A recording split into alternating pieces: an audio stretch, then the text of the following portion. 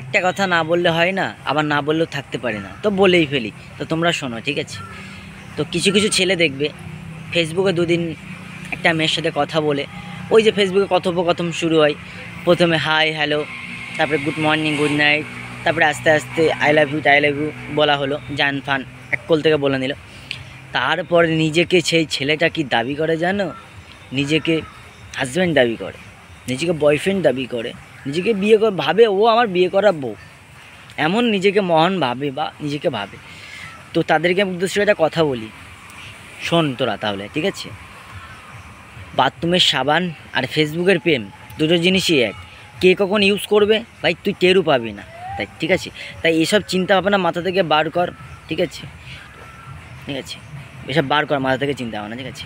একটা কথা মাথায় রাখিস, বাথরুমের সাবান কে কখন ইউজ করে তুই কিন্তু ভাই টের পাবি না। আর ফেসবুকের প্রেম কে কখন কথা বলবে গল্প করবে ভাই তুই নিজেও জানবি না। হ্যাঁ হ্যাঁ, এটাও বলতে পারিস যে তার ফেসবুক পাসওয়ার্ড আমার কাছে আছে। আরে ভাই, আসল কৃষ্ণলীলা কিন্তু হোয়াটসঅ্যাপে হয়, ফেসবুকে না, ঠিক আছে? এটাই মেন ব্যাপার। আর ভাবছিস তো নিজেকে হাজব্যান্ড দাবি করছিস, নিজেকে বয়ফ্রেন্ড দাবি করছিস, তো কর সমস্যা নেই।